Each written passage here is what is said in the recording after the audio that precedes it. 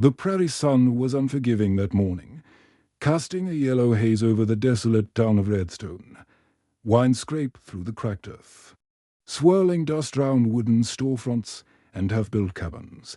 At the center of it all stood a crude auction block, nothing more than to stacked crates under sun-bleached canvas. A crowd had gathered, men in sweat-stained hats, women clutching ragged children. No one smiled.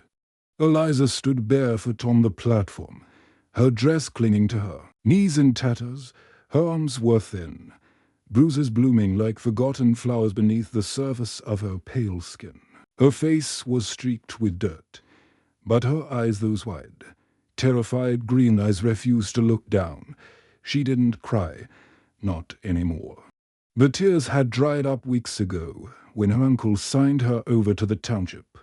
Claiming he couldn't feed one more mouth, a man held up a sack of corn, shaking it as if that made it more valuable, and here it was. A drought had turned the soil to stone. Crops withered in the field. And every kernel was worth its weight in desperation. One sack, the man grunted, whole, dried, from 2 seasons past.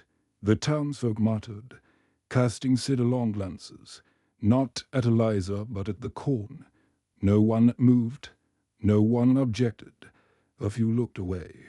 A voice from the back, coarse, mocking, "That's more than the girl's worth." Harrow stepped forward, a thick-necked rancher with cracked knuckles and eyes like dull nails. He tossed the sack down beside the crates. "That'll do," he said. "She'll clean my stables and earn her keep." One way or another, Eliza flinched as his hand grabbed her wrist. It wasn't the pain. It was the finality, the weight of being claimed. Her legs trembled as he yanked her off the block, dragging her through the dirt. She stumbled but didn't scream. No one came to help. From the shadow of a nearby saloon, a man watched, tall, lean, wrapped in a long, dust-covered duster. A wide-brimmed hat covered most of his face. The sun hit the metal of the rifle slung across his back, dull and scratched, but clean. He didn't speak. He didn't flinch. His name was Calder. Though few knew it, fewer still had heard him speak. He'd arrived in Redstone weeks earlier, trading a fox pelt for coffee and disappearing before dusk. Some said he'd once been a scout. Others whispered about a massacre down near the Pecos River, and how Calder was the only one who walked away. But he never confirmed anything. He just rode in and out like a shadow. He watched Harrow shove Eliza into a wagon hitched to a rotting mule. The girl stared back toward the crowd. But her gaze fell on Calder, just for a second. Her lips parted, as if to say something. Then the whip cracked and the wagon lurched forward. Calder's eyes followed the dust trail as it curved away from town. He said nothing, just turned and walked toward his horse, a gray Appaloosa tied up outside the blacksmith's shop. He moved like a man who carried everything in silence. Pain, rage, duty, all packed into his bones like old bullets. The town resumed its motion. A woman began hanging laundry in the wind. Children tossed pebbles near the dry creek bed. No one mentioned the girl again. As the sun dipped lower, casting long shadows across the plain, Calder mounted his horse. The rifle glinted again as he adjusted his saddle. For a moment, he looked back toward the road where the wagon had disappeared. Then he turned west and rode into the twilight, silent as always. Behind him, storm clouds were forming on the far horizon. The land surrounding Harrow's ranch was as cruel as the man himself. Dry, cracked, endless, the hills rolled in sharp, jagged waves, all the way to the line where the sky smudged into heat haze. There were no neighbors, no visitors, only dust and suns. Eliza's world shrank to a grim rhythm. Wake before dawn. Milk the goats, sweep the cabin, scrub the troughs, tend the mule. Harrow barked orders from the porch, never lifting a finger himself. His boots thudded behind like a metronome, his shadow always near. At night, he locked her in the barn. A rusty chain pulled through the latch. The straw reeked of animal filth. She curled into herself, the thin blanket doing nothing against the cold, and cried without sound. Days blurred. She lost count of them, on the 5th or maybe the 7th morning. Eliza noticed the rope Harrow used to tie the gate had frayed. That night, when the wind howled loud enough to mask her movements, she slipped out. No plan, no food, just the need to run. She didn't look back. She walked for hours, barefoot over rocks. Cacti slicing into her legs, her lungs scraping for breath. The stars blurred above her, silver trails in an ocean of black. The desert stretched on, unforgiving. By noon the next day, her lips had cracked, her skin burned, her knees gave way. She collapsed beside a dead mesquite tree, her fingers clawing at the dirt. The sun hammered down. Coyotes circled at a distance, silent. Vultures spiraled lazily above. She closed her eyes and waited for nothing. A horse's breath startled her awake, hot and steady. Boots creaked against dry gravel. She turned her head. It was him. Calder stood above her, the brim of his hat hiding his face. His rifle hung at his side like an extension of his arm. He didn't speak, didn't ask. He simply bent, slid one arm beneath her shoulders and the other beneath her knees, and lifted her with surprising care. His coat smelled faintly of cedar and gun oil. The world tilted and faded again. When Eliza came to, she was lying on a bed of thick pelts inside a rough-hewn cabin built into the canyon wall. Shadows danced on stone from a fire tucked into a ring of rocks outside. The canyon walls curved like a cradle round them, sealing them off from the rest of the world. She sat up slowly, eyes landing on a wooden table where bread and a tin of water waited. The cowboy sat by the door, whittling something in his hands, his small knife flicking with rhythmic precision. He didn't look at her. She reached for the water, downed it too quickly, choked, then tried again. When she caught his eyes, he gave a slight nod. Not approval, not kindness, just acknowledgement. She watched him for a long time. His coat hung on the wall, dusty and torn in places. His rifle leaned in the corner, always within reach, and when he turned toward the fire, she saw the thick, pale scar that cut across his throat, jagged, like the land itself. No wonder. He never spoke. "I don't understand," she said at last, her voice hoarse. "Why would you save me?" He didn't answer, just picked up a stick and fed the fire. Its crackle the only reply. Then he turned away and resumed whittling. The days that followed were strange, quiet. He never touched her, never raised his voice, never used one. He showed her how to light the fire using dried sage and flint, how to snare rabbits and clean them with steady hands, how to find water hidden in the rocks, cupped like secrets beneath the surface. Their communication was sparse, a gesture here, a pointed glance there. She learned to read his silence, to follow his movements like a dance. When he taught her to hold the small pistol he carried in his belt, she hesitated. "You trust me with this?" she asked. He raised an eyebrow. She saw something flicker in his gaze. Not trust, not quite, but something close. One night, after a rabbit stew and shared silence, Eliza sat near the fire, legs pulled to her chest. "You lost someone," she said quietly. He didn't move. "I can see it. In your eyes. Still nothing." She reached out, gently, and her fingers hovered near his scar. He didn't flinch. Her voice trembled. "Did it happen when you tried to protect them?" A breath passed between them, like wind through pine. I wish someone had done that for me, she whispered. Still no answer. That night she lay on the fur pelts, watching the firelight ripple across the cabin walls. He sat at the far end, sharpening his blade in slow, steady movements. The scrape of metal over stone was oddly comforting. She couldn't sleep. Every time she closed her eyes, she saw Harrow's face, heard the crunch of his boots, the clink of that darn chain. But when she opened them again, she saw Calder, silent, sharp, unmoving, the kind of stillness that didn't come from peace, but from carrying too much pain for too long. The blade caught a glint of firelight. He paused, looked toward her. She didn't look away.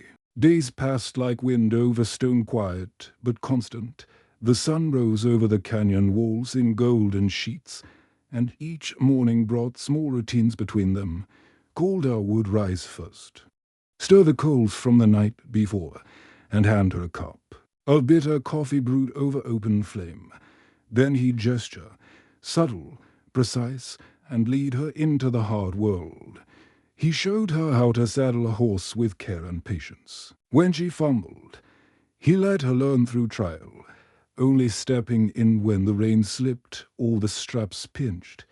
He never scolded, never smiled. But when she finally mounted without aid and looked down at him, he met her eyes and gave a single approving nod. They fished in silence, standing in the cool shallows of the creek, sun glinting off the water.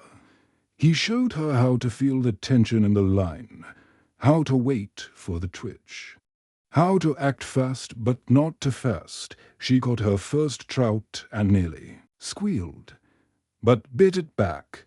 He didn't speak, but the way he cleaned the fish and let her season it told her everything. Shooting came later. She balked at the rifle. It looked too heavy, too final, but he guided her, hands over hers, breath slow, fingers curling round the trigger. The first shot rang through the canyon, sharp and clean. She missed. He picked up the casing, handed it back to her, and pointed again. She didn't miss the second time. They ate by firelight. Salted meat, blackened potatoes, the trout she caught. No ceremony, just nourishment. But she started noticing things. The way he always gave her the larger portion. The way he stayed up long after she slept, staring into the dark like he was listening for ghosts. One morning while cleaning, she found it. The old Bible tucked beneath a folded shirt in a drawer rarely opened. Its leather was cracked, brittle with age, but it held something inside, a letter. Folded 3 times, edges curled with time. The writing was faint. The ink soaked deep into the paper. My dearest Ruth, keep Samuel close. If they come before I return, know that I did not run. I will stand between them and the door. I love you beyond words. Eliza's breath caught in her throat. She stared at the name scrawled at the bottom. Calder. The penmanship was jagged, desperate. There were dried drops on the page. Not ink, she understood now. That night, after the fire had burned low and the stars hung like silver nails overhead, she sat beside him. He was cleaning the barrel of his rifle, methodical and slow. She placed the letter between them. He froze. She didn't speak for a while, just watched the flames dance in his eyes. They didn't make it. Did they? She asked softly. He didn't nod, didn't shake his head, but his jaw clenched, his breath hitched. She reached out and placed her fingers lightly on the scar across his throat. You tried to protect them. He turned slightly, eyes wet but still hard. His pain lived under the surface like coals beneath ash, always burning, never seen. I'm sorry, she said. He looked away, blinking. Then slowly, almost imperceptibly, he reached for the letter, folded it once, slid it back into his coat pocket. It was the closest thing to a conversation they'd ever had. The next day brought a change. A wind from the north carried the scent of smoke and whiskey. Something uneasy settled in the air. Back in Redstone, Harrow had started asking questions, loudly, drunk, bitter. He threw his cup against the saloon wall and demanded answers. He stormed into the sheriff's office. Swearing Eliza had been kidnapped, she ran. The sheriff said, "Ain't the same, she was mine." Harrow growled, "I paid for her. That calm was real." He rounded up to ranch hands, promised gold for anyone who brought her back. One of them, an old trapper with a limp, claimed he'd seen tracks heading into the high canyon. Harrow grinned. "Then we'll smoke him out." That evening, as twilight settled like bruises across the stone, Calder stood outside the cabin cleaning his rifle with extra care. Eliza watched him from the doorway. She felt it too, the stillness before the storm. He walked over and pressed a pistol into her hand. Small one, loaded. She looked at it, then at him. "Are they coming?" He nodded once. She gripped, the weapon tighter, the cold metal seeping into her skin. "What should I do?" For the first time since they met, he opened his mouth. The sound that came was rough, damaged. The scrape of a voice long buried. "Run," he rasped. "If I don't come back." She didn't move, didn't speak, but her eyes, wide and burning in the firelight, told him what he already knew. She wasn't going anywhere. The canyon was quiet in that eerie way just before something breaks. The wind had stilled, the birds gone silent, as if nature itself was holding its breath. Eliza crouched behind a ridge of redstone high above Calder's cabin, eyes locked, on the open stretch of earth below where the dust had just begun to stir. She could feel her heart pounding against the rock. The pistol Calder had given her shaking in her grip. The posse came in fast, 5 horses kicking up clouds, hooves striking dry earth like thunder. Harrow rode at the front, drunk with rage, and something worse, the need to possess, to reclaim. Behind him, 4 men, rifles drawn, their faces mean answered. They didn't even pause. They knew who lived here. They knew what they'd come for. Calder was already waiting. He stood in the open near the fire pit, rifle in hand, coat fluttering slightly in the breeze.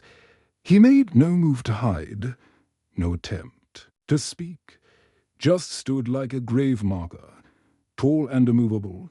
The horses slowed. Harrow dismounted, his boot landing hard on the ground. His voice carried up the ridge like poison. "You got something belongs to me." Calder didn't move. "She ain't yours," Harrow spat, stepping closer, shotgun raised. "She was bought fair. That means something out here, still." "Nothing. Speak." "Damn you," he barked. "Has your silence run dry too?" The men spread out, fanning toward the cabin. One moved left, another flanked right. The youngest, jittery with a finger twitching near the trigger, stepped too far. The first shot rang out. Calder didn't hesitate. His rifle cracked once. The boy dropped, hard. The man on the left dove for cover, but caught a bullet in the shoulder. Another shot, screaming. Chaos. Gunfire tore through the canyon. Eliza ducked low as bullets sparked off the rock near her head. From her perch, she saw Calder move with deadly precision, reloading with calm, firing like it was just another chore. Then it happened. One of the men flanked wide enough to spot her. He shouted. Harrow turned, eyes wild, and raised his shotgun toward the ridge. She froze, exposed. But Calder saw. He dropped his rifle, ran. The shot boomed. Calder slammed into her, shielding her with his body. The force knocked her flat, her ears ringing, breath gone. She felt him jerk, felt the blood as it soaked into her shirt. "No," she gasped.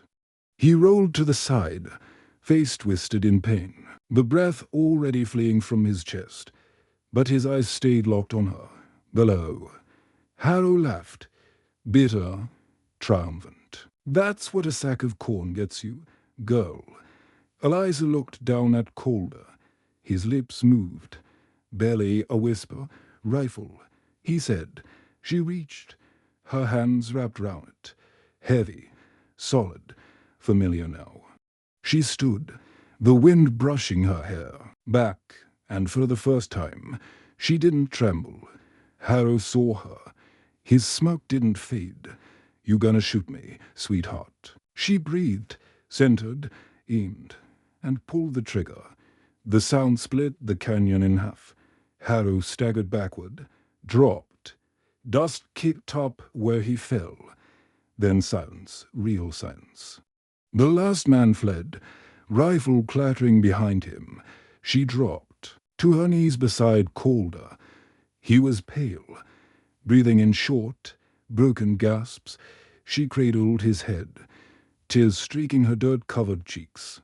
He reached into his coat and pulled something small into her palm. A ring, worn gold, simple, his. Voice was barely a thread. "Liv," she gripped his hand.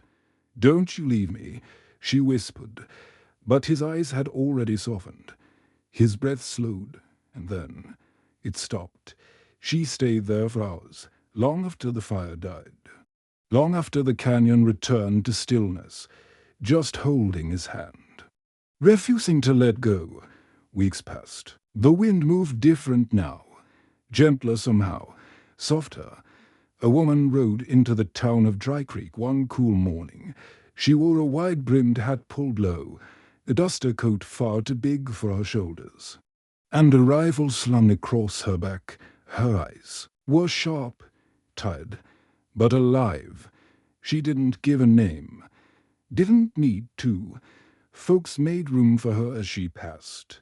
At the saloon, she ordered coffee, paid in coin. Watched the world move around her with the stillness of someone who had already lived through fire and storm. She carried more than a rifle. She carried a story. They sold her for a sack of corn.